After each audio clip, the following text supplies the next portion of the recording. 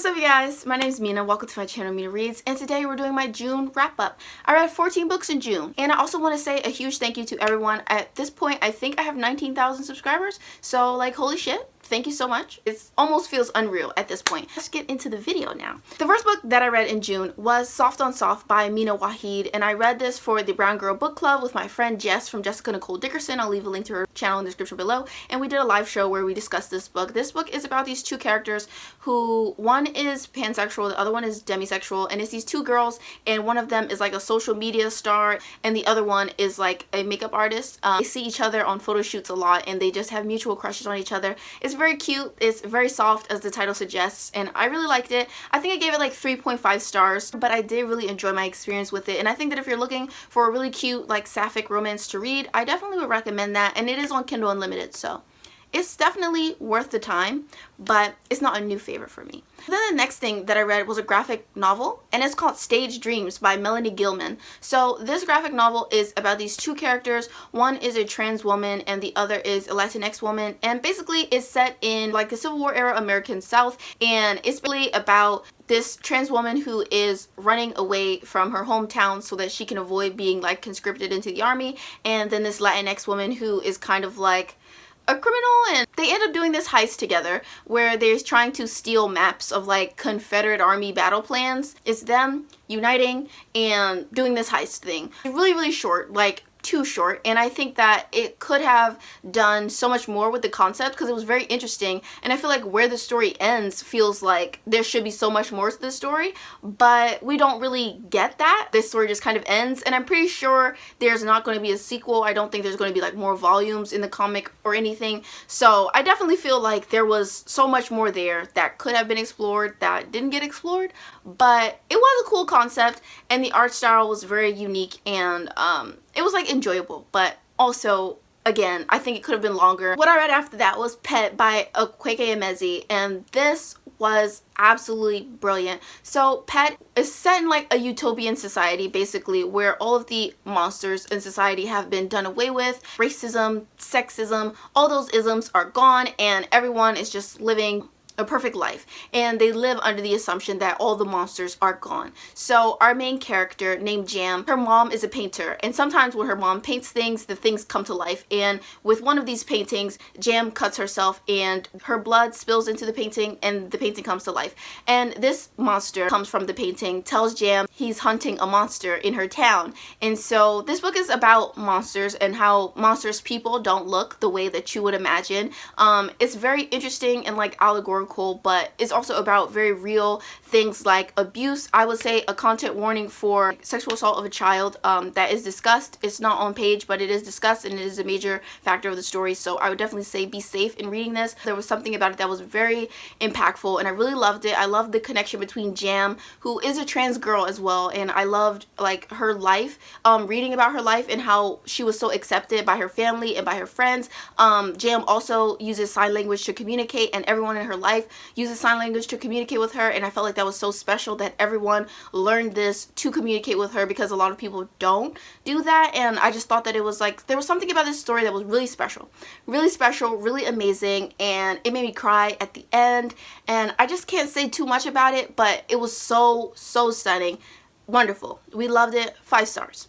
So then I read Boy in Jeopardy by Ryan Douglas. This is a poetry collection, and Ryan Douglas is one of my friends on Twitter, and this poetry collection is essentially about his experiences as a black man, as a gay man, and the intersections of those two identities and how it has impacted his life and all that kind of stuff. And I really enjoyed it. I gave it 4 stars. I'm not that well versed in poetry to give it like a very critical review, but it was an enjoyable read, and I definitely related to some of the things that Ryan had to say, and I thought that it was cool. So if you're into poetry, maybe check that out, consider it.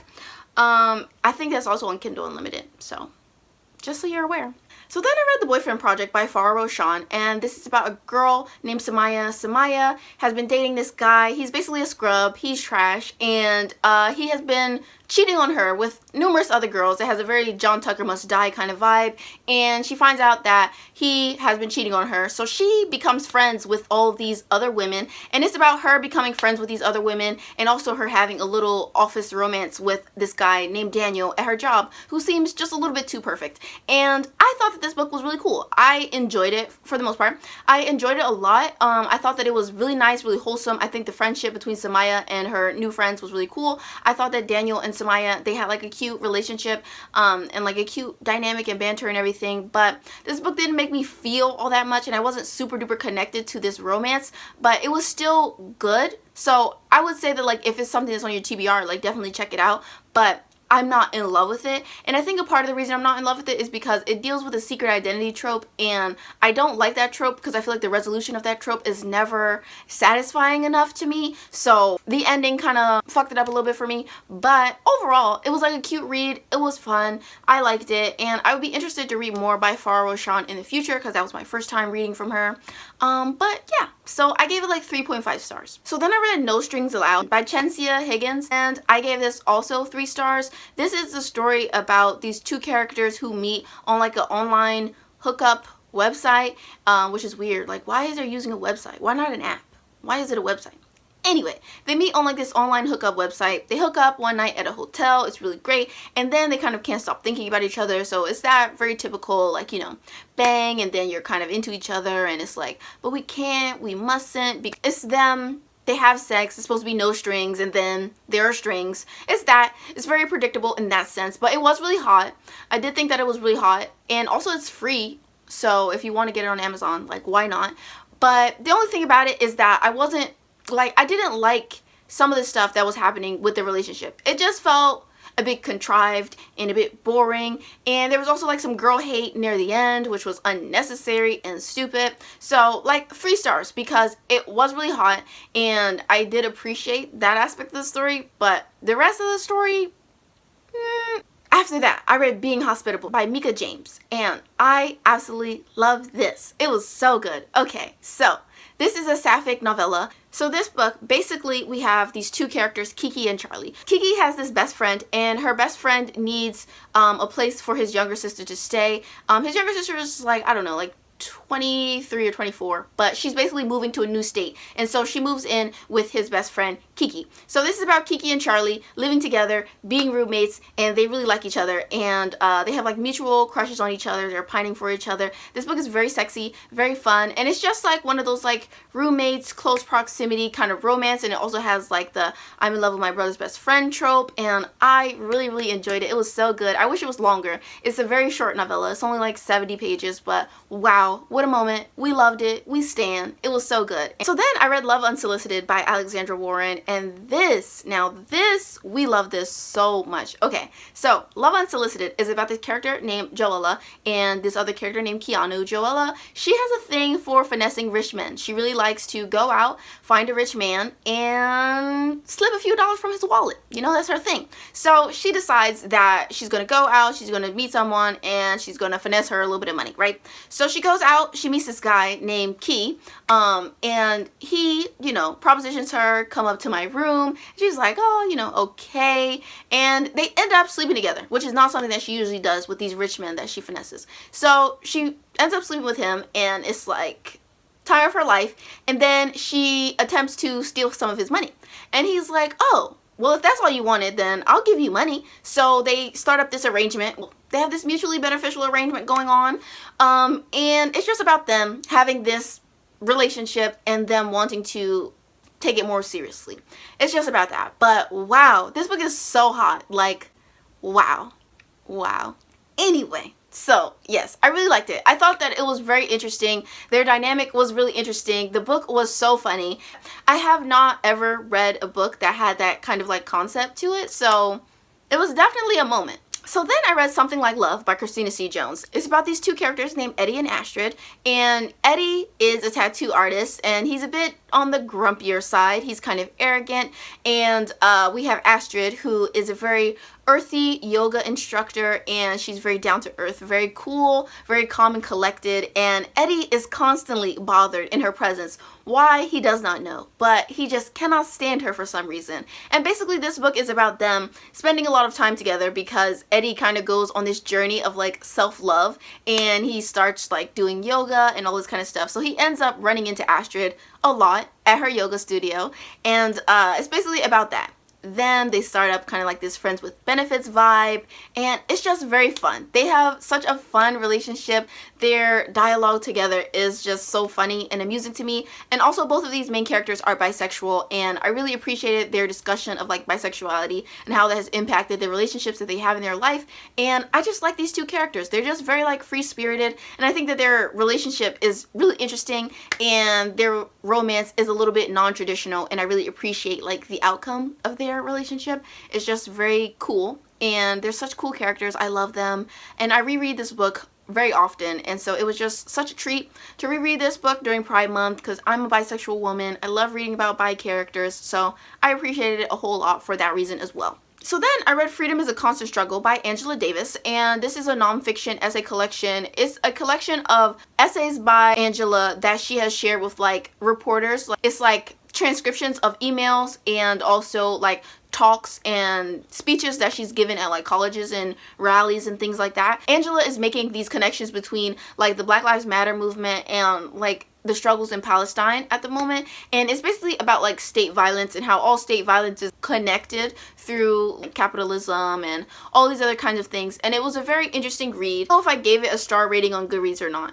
If I were to give it a star rating, I think I would give it 4 stars because it did feel like at a certain point that certain things were being repeated over and over again, but it's like the nature of the book simply because it is excerpts of Angela speaking at various places, and it's not like a continuous essay. It is snapshots of various essays and speeches that she's given, so there are a lot of the same talking points in each essay. So I feel like near the end it started to feel a little bit repetitive to me, but it was a very enlightening read and I really appreciated it, and I definitely need to read more from Angela Davis in the future.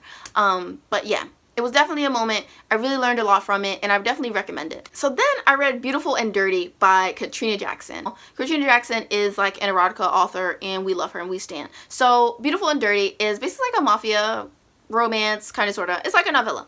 And it's about this girl, and she goes on vacation to Italy with her no-good boyfriend. Her boyfriend is trash. He's a man-child, and he's basically making her trip terrible. Horrible. And so she decides to go sightseeing without him. So she goes to Sicily without him, and she meets this guy at a pizza shop, and he's the pizza shop owner. She meets him. They have this interesting conversation, which evolves into them hooking up. And we come to find out that this pizza shop owner, he's not just like a kindly older gentleman. He is like this mafioso guy, and it was cool. I think I gave it 4 stars because it was cool. I know that a lot of people will not enjoy this because, one, he's like in the mafia, and I know that that's like, you know, problematic or whatever, but also the girl is cheating on her boyfriend. Her boyfriend is a piece of shit, but she is cheating on him. Like, they are still together at the point where she hooks up with the mafia guy. So I feel like most people will dislike it because